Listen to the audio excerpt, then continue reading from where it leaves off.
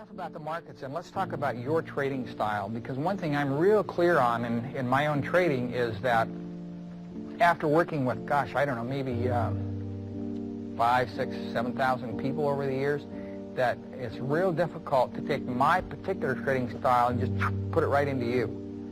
That you have to find what's best for you. Just look at us all here today. Are we all wearing the same shoes?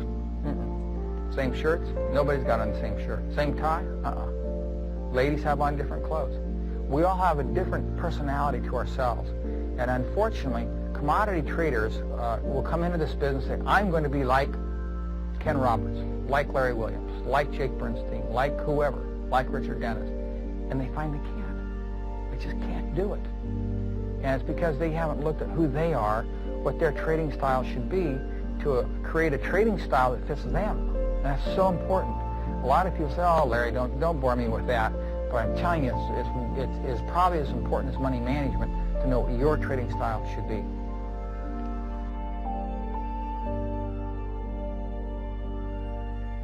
So let's talk about how you can develop what your trading style should be. There are a lot of things you can look at about yourself. These are some questions I think you need to ask yourself, and they're in your notebook. How do you make your mind up? That's probably the first one. I'm kind of a plunderer. I don't rush to conclusions real quickly. I like to look at facts and evaluate them and argue them back and forth in my mind. And then once I come to a conclusion, I really stick with it. Come hell or high water, that's my opinion. Some people are just the opposite. Just like that, they can make up their mind. Boom. Well, when you think about it, who do you think is going to be a better day trader? The person that can go just like that? Or me? I'm saying, well, I don't know if I want to buy it or sell it. Well, by then it's probably moved. Which is one reason why for me to day trade has got to be a total focus experience. Whereas for other people that can make up decisions quicker, their mind reacts quicker than my mind does, they're probably going to be a better short-term trader. And there are some people who would be to the other extreme of myself, and it's going to take them forever to make a decision. You know anybody like that? Just, you know, give them all the data, and 2 months later, they still can't tell you yes or no. Those people probably be real good long-term traders because they're not going to be moved to a rush to judgment overnight. It's going to take something for them. So you need to say, hey, how do I make my decisions? What's my decision-making process?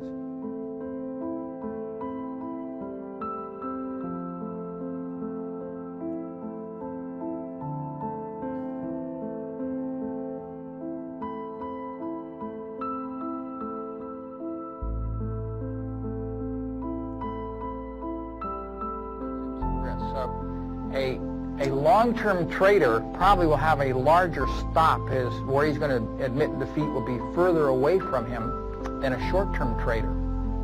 A short-term trader may spin on a dime, whereas a long-term trader will need more price movement against him before he'll acknowledge that it was a wrong trade. So now you've got an interesting contradiction, don't you? Let's say that I'm a very short-term reactive person. Boom, boom, I like short-term. I'm a sprinter. I think real quickly. I do numbers real quickly in my head, which isn't my definition of myself, but let's say I'm that person. But by the same token, I don't mind big risk. I like big risk. I'll have a great big wide stop. Well, that won't work for my trading style of in and out if I have huge stops. So you may get a contradiction of those things, and that's where you need to look at yourself and say, wait now, let's figure out my game plan. What's going to work best for my psyche?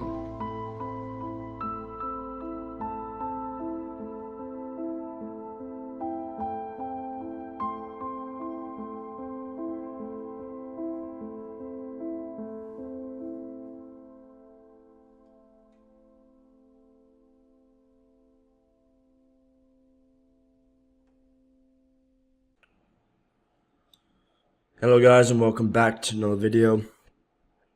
In this video I want to talk about the reality of an ICT student. So first of all, we need to understand that the ICT concepts that we are learning is a language. So if this is a language, do you think you could be fluent in learning that language just by watching the video once? You can't. To be fluent in something, you need to be watching it or be practicing it over and over and over again until it enters the subconscious mind, until you're using the language without even thinking about it. So the same thing with ICT concepts. To be fluent, you need to watch the video over and over and over again, man. And that's what I had to do with the episode 12, right? This one was a very tricky episode to grasp. And what I had to do is I had to watch it 4, 5 times, over and over and over again. And at the first time of viewing it, didn't really understand it much. But then the second time, the third time, the fourth time, the fifth time, you start getting these paradigm shifts and these aha moments. But you're still watching the same video. So there's a lot of information within these videos. They're 2 hours long. Okay. So watching these 2-hour long videos over and over and over again, it's not for everyone. Right? If you're a lazy person, it's not for you. I like to treat the ICT mentorship as a legit course you would find in a university. It's probably even harder, right? If you're going to study for a test, you better revise over and over and over again. Or you should be treating these concepts the same way. And the true test is when you put in your money against the market. It's when you're placing a risk in the market. That's the true test to see if you studied hard enough. Because if you didn't study hard enough, the market's going to take away your money. And it's not going to feel any remorse in doing so. So what I did to really understand episode 12 was I had to also refer to like past videos I already watched. So this would be like essentials to market structure. Now, I've already watched this video tons and tons and tons of times. But then I realized in the ICT world, everything links together for a picture. So, if episode 12 is advanced way of viewing market structure, there must be a basic version.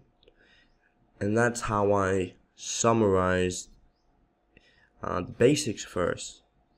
Then I went into the advanced portion of it. So once you know what type of trader you're going to be, a swing trader, short-term trader, day trader, this gives you a pair of lens in how you're going to view the market. So that when you do find your long-term highs, intermediate-term highs, short-term highs, it all makes sense. A position trader's long-term high is not going to be the same as a scalper's. A scalper's long-term high could literally be a 1-hour chart. A position trader's long-term high could be a monthly chart. Okay, but the thing is, you need to know what style suits you best. Everyone has different lives. Everyone lives in a different time zone. I live in Thailand, and I would say I have one of the best time zones to be a day trader scalper, because London session is literally the afternoon for me. New York session is around 8 p.m. for me, so I can get a little trade in before bedtime. I have the best time zones to be a day trader. Compare that to someone that might be living in the States. Day trading, scalping is limited to only the New York session over there. And you have to wake up pretty early to be able to day trade and scalp. So, what are things that you can do?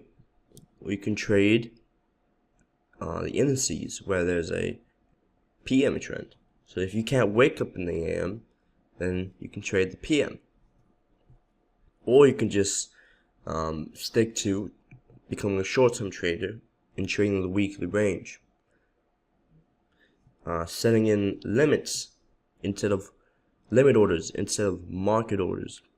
Okay, These are all these types of things that are going to tell you, okay, what type of trader suits you best. Okay, because we're all unique. And don't rush this process, guys. It's the trading journey. Whatever you rush is going to evade you. So just let it happen. In the trading notes, I have a trader development tip. Okay, so this is for someone that's trying to learn the ICT concepts, trying to learn the ICT language. So if that is you, it's best to stick to day trading and scalps. And this is because you're getting a lot of feedback.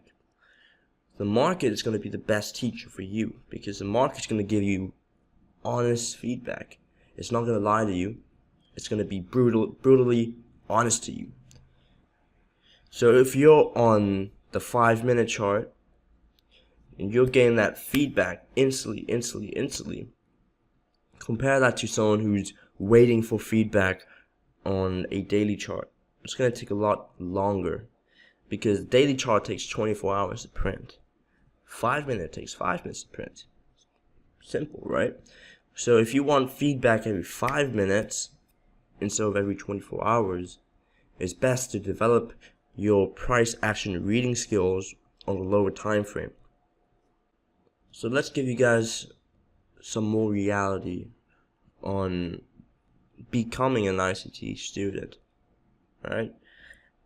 And the first point I want to say is you just got to put aside your ego. Okay, the easiest thing to do is to say, oh, I already watched that video, or I already understand it. But do you really understand it? That's the question. As something as advanced as this, it just goes back to that language analogy I've been using. Do you think you're going to be fluent in a language after watching it one time? You can't. You need to watch it multiple times over and over and over again. So put aside your ego. Admit that I'm probably missing something. I'm probably missing something from this video. Just watch it again, and watch it again, and watch it again. Which brings me to my second point is, just don't be lazy. You can't be lazy, man. You gotta if you really wanna have freedom from trading, then you gotta treat it like you really want it. So if that is watching a 2-hour video over and over again, then just do it. And just think about all the other people that they're not gonna do it. Well, too bad. Too bad. Brutally honest here. You're not gonna get it. This is not a Netflix show, okay? There are literally notes in these videos, and you have to dissect them yourself. And then after dissecting that, you have to go into in-depth study of that particular one note. So that could be a rebalanced intermediate high. Okay, that's one golden nugget. But then you have to go in depth and study that one golden nugget and find like 300 examples of that. That's how you become fluent in a language, right? Just repetitive, over and over again. And just see it as, you know, when I do find those examples, when I do reach that 300 example mark, I'm going to understand it. And you're never going to forget it. So hopefully you guys found that useful. If you guys want episode 12 notes, they're found in the description below. And I'll catch you guys next time.